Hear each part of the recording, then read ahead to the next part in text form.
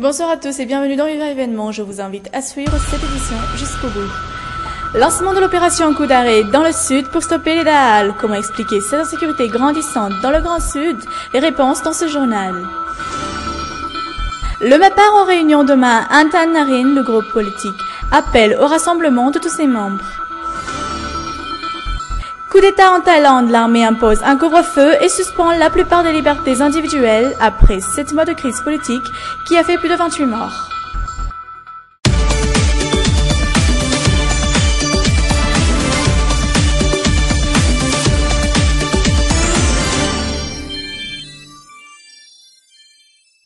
Le Conseil des ministres d'hier a décidé du lancement d'une opération de coup d'arrêt pour stopper les actes de banditisme dans le sud de Madagascar. Une opération très attendue par la population locale qui, depuis plusieurs mois, vit sous la terreur. De nombreux villages sont totalement détruits après le passage des bandits de grand chemin. Aujourd'hui, beaucoup de gens ont dû être déplacés pour les protéger de ces attaques meurtrières. Et selon les dernières informations reçues, une forte délégation serait déjà arrivée sur place dans le cadre de ce coup d'arrêt mené par les forces de l'ordre. Comment expliquer cette insécurité grandissante dans le Grand Sud? Nous avons posé la question à un historien. Selon ce dernier, elle serait liée à la situation politique actuelle ainsi qu'à les problèmes sociaux. Reportage de Toro Konjavouni sur les images d'Yves Janel. L'insécurité grandissante dans le Grand Sud puise sa source dans les problèmes économiques et sociaux. De l'avis des analystes et des historiens, toute décision visant à le combattre doit se baser sur la réalité du terrain et de la conjoncture actuelle. Mais comment expliquer ce phénomène?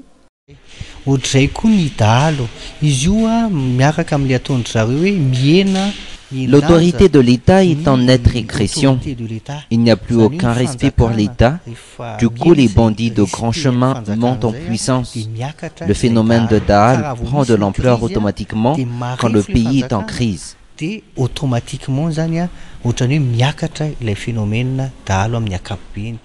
Pour ce journaliste et historien, le rétablissement d'un état de droit est un long processus, tout comme la lutte contre les bandits de grand chemin.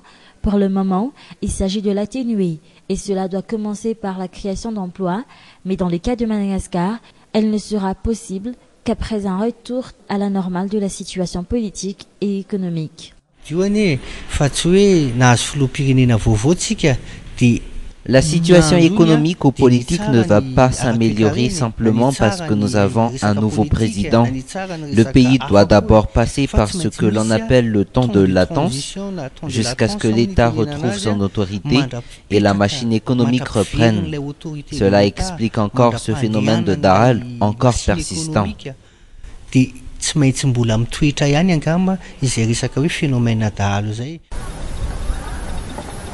L'État devrait ainsi se focaliser sur les problèmes sociaux, apporter des solutions urgentes à tous les maux qui rongent la société malgache.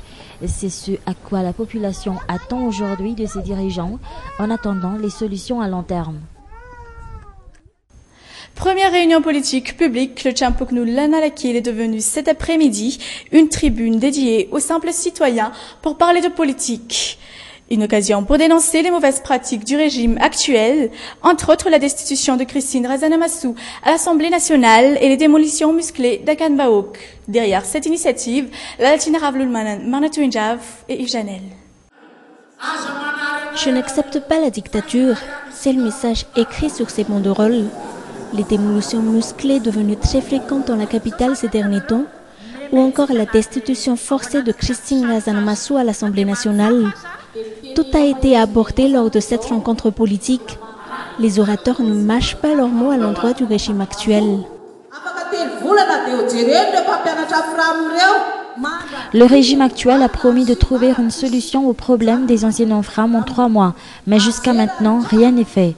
Ces anciens enframs souffrent vraiment. Ils démolissent les maisons des plus démunis. Est-ce que cela s'appelle le changement? Ils sont même allés jusqu'à supprimer certains emplois comme la prostitution.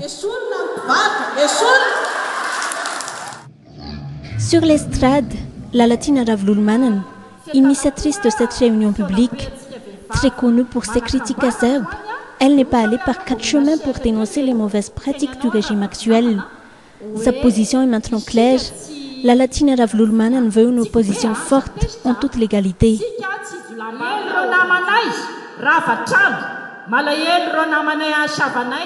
Nous compatissons avec nos amis dont leurs maisons ont été détruites. Nous compatissons avec nos amis du Sud qui pourraient perdre facilement leur vie. Nous sommes tristes de voir le pays rongé par tous ces maux. Mais il ne suffit pas de s'attrister sur notre sort. Cela va nous pousser à être solidaires entre nous et à se battre pour le pays.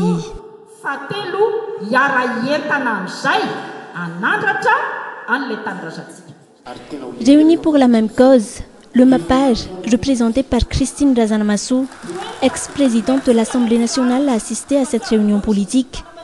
Elle a utilisé ses connaissances juridiques pour éclairer l'opinion publique et surtout les victimes des démolitions sur ces litiges fonciers.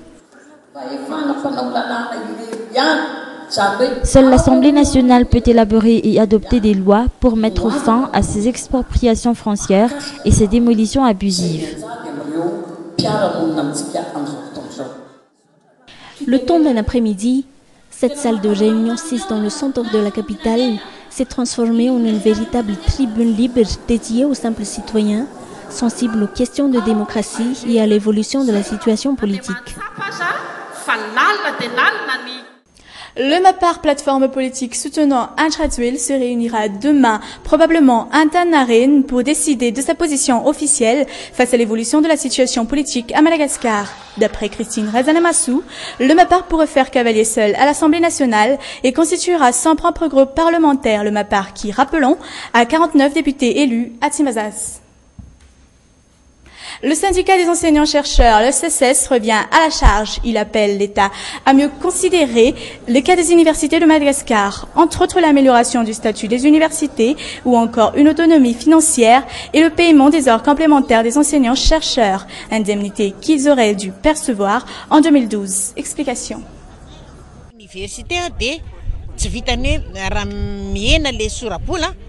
Les étudiants ont besoin de changements, à commencer par la mise en place de nouveaux départements d'études. Les choses ont beaucoup évolué. Ces étudiants ne doivent plus se contenter des facultés ou des départements qui existaient déjà du temps de leurs parents. Université n'Antananarivo koa dia hoe zay adala ny toandrainy ka tsy hoe ny sapapampianarana nisy tamin'ny andron'ny ray aman-dreny ihany akory Nous allons aussi basculer vers le système LMD. Nous sommes pour l'adoption de ce système d'enseignement si cela peut améliorer la qualité de l'enseignement dans nos universités. Mais cela exige beaucoup de conditions qu'il faut respecter. no ahatonga ny université tena ho fanotra ny fandrosoana raha ohatra ka izay no ampilahatra ny université mpanjakana eto Madagasikara amin'ny université hafa any ivelany. On reste à l'université d'Antananarivo pour ce reportage, maintes fois perturbé par les grèves estudiantines ainsi que les grèves du CSS, le calendrier universitaire d'Ankats n'est plus respecté. Beaucoup d'étudiants ont du mal à suivre le rythme et à s'adapter à ces chamboulements. Aujourd'hui, la nouvelle année universitaire est plus qu'incertaine pour eux. Anna Muriel et Yves Janel.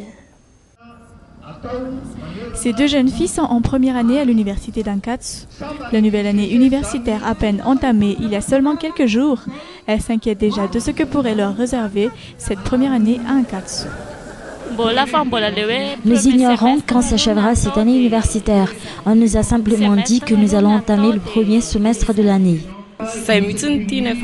Nous aimerions bien connaître à l'avance la fin de l'année universitaire. Clément, lui, est déjà en deuxième année en économie. Son département est sur le point d'achever l'année universitaire 2013-2014. Au mois d'octobre, il doit passer les examens de passage.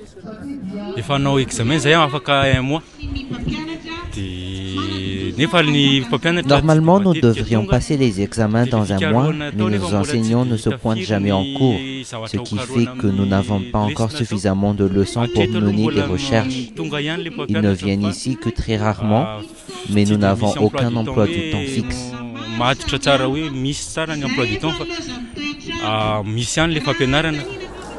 Actuellement, l'université d'Ankats est encore dans l'année universitaire 2013-2014.